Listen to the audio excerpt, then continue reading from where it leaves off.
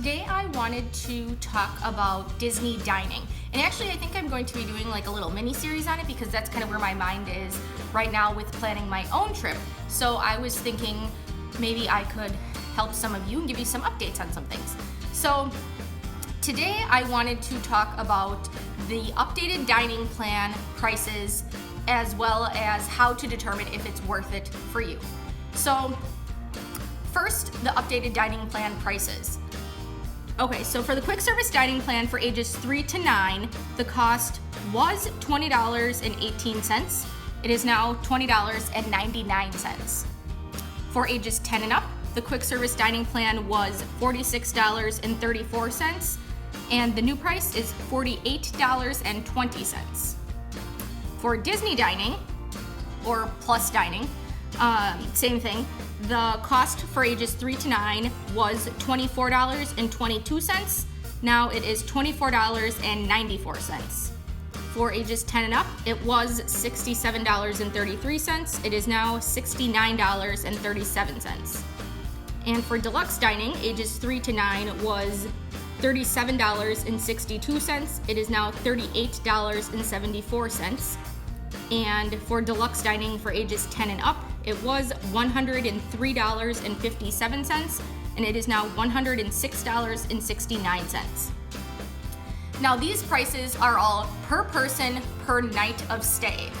You cannot select, you can't say, oh, I only want it for so many days of my trip. You have to have it for the entire length of your stay. Now if you're doing a split stay where you're staying at 2 resorts, you can have it for just one of the reservations, but you have to have it through the entire hotel reservation. Additionally, everybody in one room has to be on the same plan. You can't say, oh, only 4 of us in the room want the plan and the other one doesn't. You cannot do that. Now the dining plan, the children's prices are for ages 3 to 9, and then the adult prices are for ages 10 and up. So there is no dining plan for children less than 3.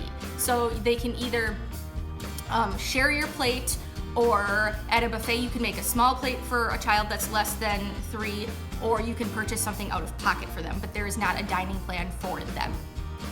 Now, for my trip, I was trying to decide if the dining plan would be worth it for us. And most people think the dining plan is worth it, and it's totally dependent on, it's different for every family. You can't just say, oh yes, it's for sure worth it. It has been worth it for us in the past. So what I always tell people and what I did for myself is to first see if you have been before and you know what restaurants you want to eat at, see if those restaurants are on the Disney dining plan, if they accept the Disney dining plan. Most restaurants do, but some of them do not. Additionally, some of them require more than 1 table service credit, so that's good to kind of figure out. And another thing that I like to tell people is to look at the menus. You can look at the menus on the Disney World website, or a website that I really like to use just because I think it's easier is allears.net, allears.net, allears.net.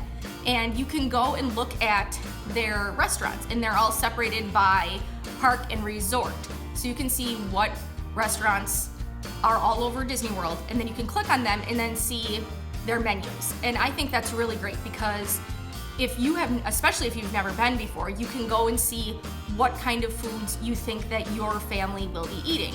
And you can see if the dining plan is worth it for you based on cost. If you're the type of family that would order the least expensive meal at every restaurant, it might not be worth it for you, especially based on the restaurants that you prefer to eat at. However, if you're going to order the more expensive foods at every restaurant, it will probably be worth it for you. So those are 2 things that I took into consideration when I was deciding if the dining plan would be worth it for us. And another little note that I wanted to mention is for guests that are staying club level. Now we are doing a split stay this time, and the second part we are staying club level. And like I mentioned before, when you stay club level, you get food throughout the day. So you have a continental breakfast, and you have snacks throughout the day, and then you have kind of hors d'oeuvres in the evening, which could be made into a light dinner for a lot of people. It is for my husband and I. We'll probably just get a heavier snack then later on in the day after that in the evening, so that we don't need an additional entire meal is my point. So for us, I know when we stay club level, it would be redundant to purchase the dining plan, because we are getting snacks throughout the day and we're getting for sure breakfast. At the very least, those things are we're already paying for that as part of our club level fee. And then we have, like I said, the hors d'oeuvres in the evening, and then like drinks and desserts and stuff at night. So whenever we stay club level, I personally don't think it's worth it for us. But that's how I determine if it is worth it if I'm not staying club level. I check the list of restaurants that are currently accepting the Disney dining plan, and it changes. It changes frequently.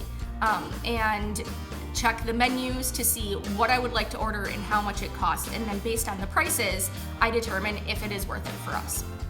So, like I said, it's totally different for every group, and it really is dependent on the kind of restaurants you would eat at, as well as the kind of foods that you would order.